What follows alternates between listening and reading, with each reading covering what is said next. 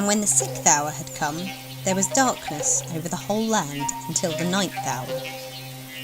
And at the 9th hour, Jesus cried with a loud voice, Eloi, Eloi, lema sabachthani, which means, my God, why have you forsaken me? And some of the bystanders hearing it said, Behold, he's calling Elijah. And someone ran and filled a sponge with sour wine, put it on a reed and gave it to him to drink, saying, Wait, let us see whether Elijah will come to take him down.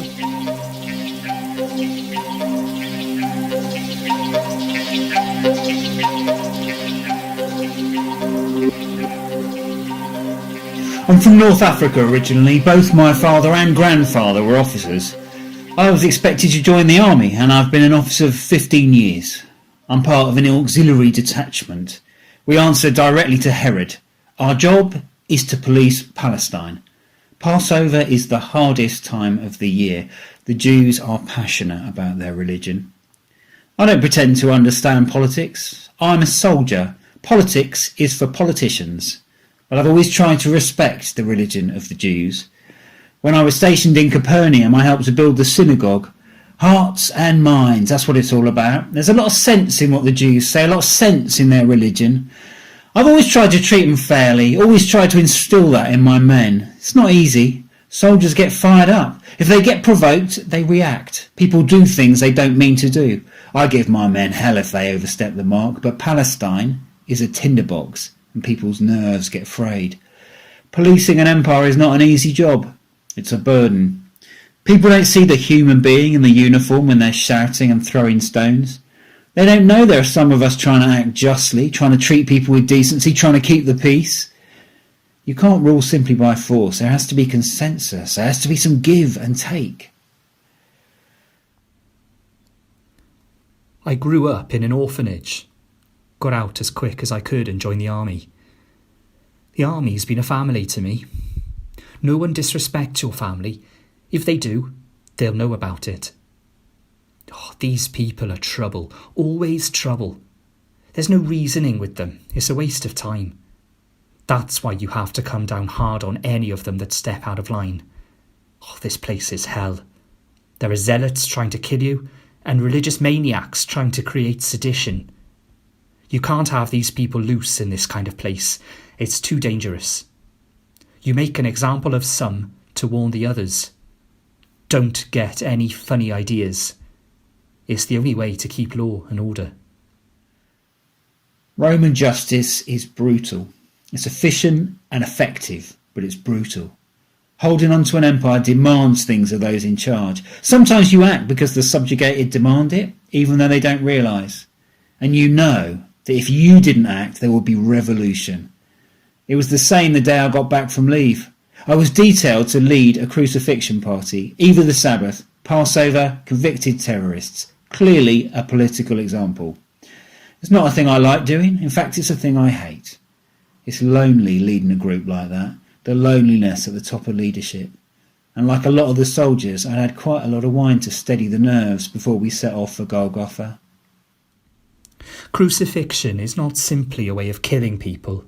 You can do that with a sword quite easily and quickly. Crucifixion is reserved for the politicos and thought criminals. A cross looks like a signpost, and it is. See that signpost? Take a good hard look and think about it. We're in charge. Step out of line and this is what you'll get. Have no doubt about it, matey boy. We don't mess about. Are you really sure you want to lead the masses in bloody revolution? You're much more likely to end up here than sitting on a throne in some royal palace drinking fine wine. This is where the revolutionaries come. Doesn't maybe look quite so good now, does it? Maybe put the books and pamphlets away. Maybe keep your mouth shut. This isn't a joke. This is where you're going if you don't start thinking very hard, very soon. Death can come in several ways. If a victim's been flogged and has lost a lot of blood, then he's probably already going into shock. The body draws the blood from the extremities to the central core to try to survive. Once the core temperature drops, The victim begins to suffer from hypothermia.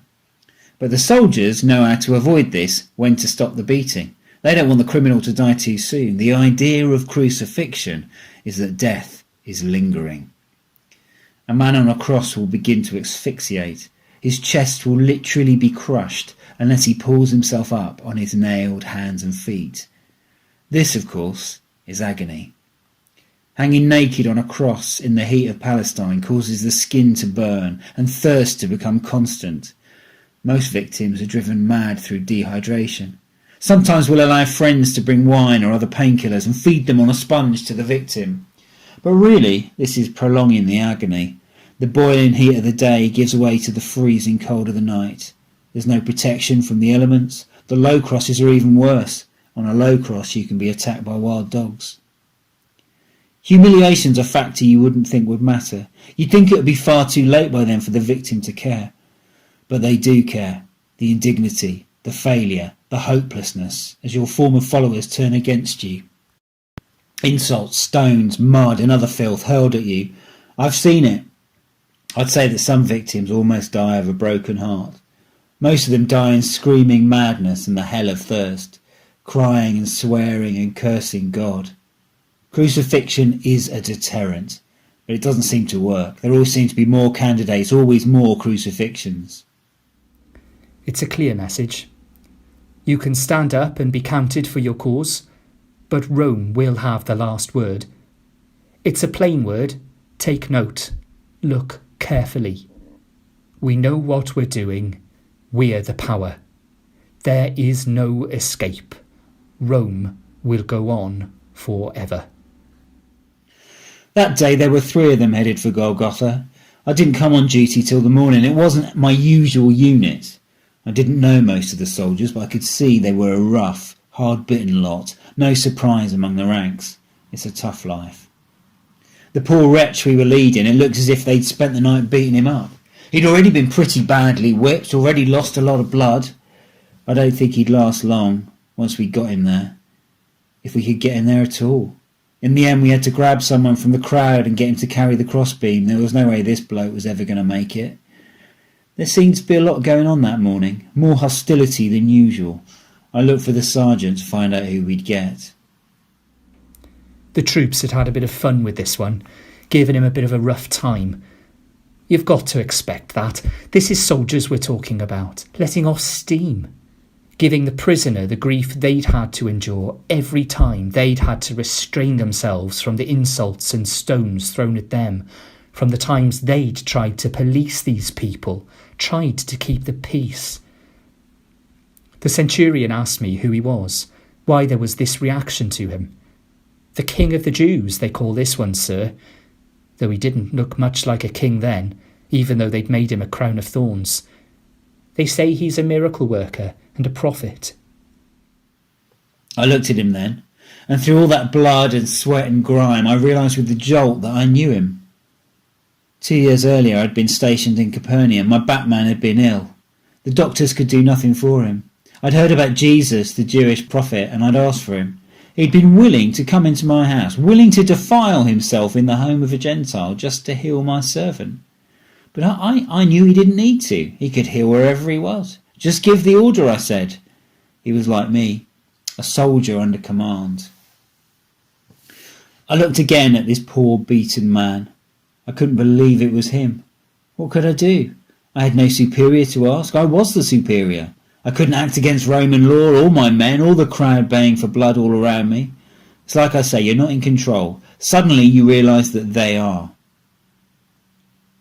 You have to act because they demand it. They are participating in their own oppression and you have no choice.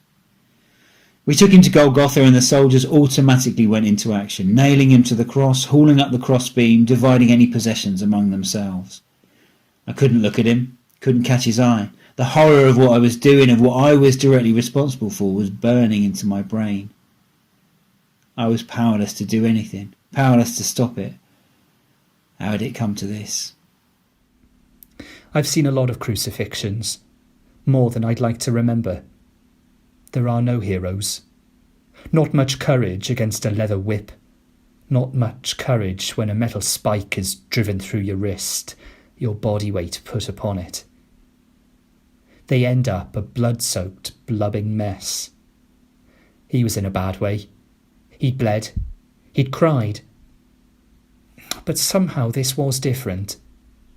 There was a dignity about him, even after all we'd done to him, all the abuse and violence.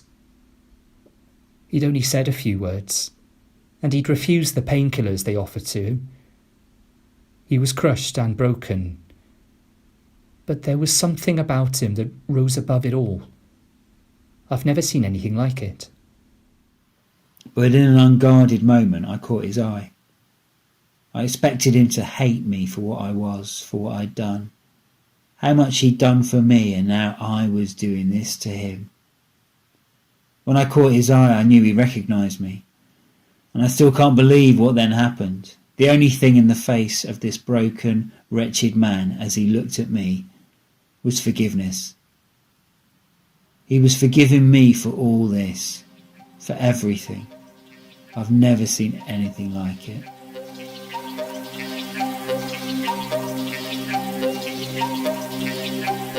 Then Jesus gave a loud cry and breathed his last. And the curtain of the temple was torn in two from top to bottom. Now when the Roman centurion who stood facing Jesus heard this cry and saw that in this way he breathed his last, he said, Truly this man was the Son of God. Truly, this man was the Son of God.